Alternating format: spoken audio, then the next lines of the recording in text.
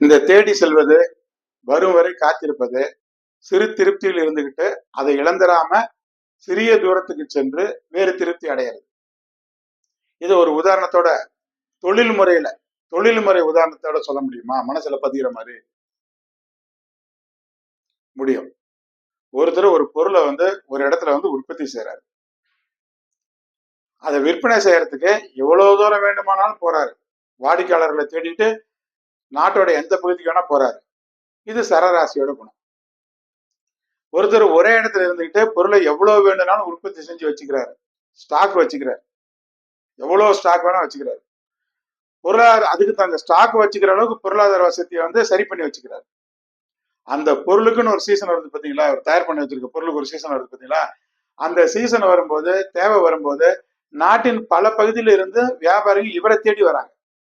இவர் எங்கேயும் போல ஏஜென்ட்டுகளை மட்டும் அனுப்புறாரு, ஆர்டர் பிடிச்சிடுறாரு. இது ஸ்திர ராசியோட குணம். ஒருத்தர் ஒரு பொருளை உற்பத்தி செஞ்சுக்கிறாரு, ஆனா இன்னொரு வேலைக்கும் போயிடுறாரு.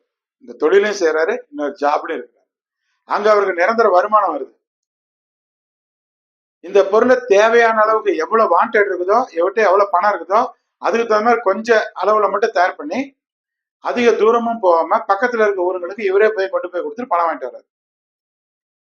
இது உபயராசியோட குணம். இந்த 3 குணமும் எப்படி அசுர குணம், தேவகுணம், மனித குணம் இருக்குதோ அதுக்குள்ள இந்த 3 குணமும் ஒவ்வொருத்தருக்கும் மாறி மாறி இருக்கும். அதெல்லாம் நம்ம எந்த குணம் அப்படின்னு சொல்லி கண்டுபிடிச்சுக்கணும். எந்த இடத்துல நம்ம எந்த குணமா மாறுவோம் அப்படிங்கிறத நம்ம கண்டுபிடிச்சுக்கணும். இதெல்லாம் பழக்கத்துல நம்ம ஒவ்வொன்றும் மாத்தி மாத்தி வச்சிருப்போம். அது எதை வேணா எப்படி வேணா மாத்தி அந்த சூழ்நிலை மாதிரி பழக்க முடியும் நம்மளால.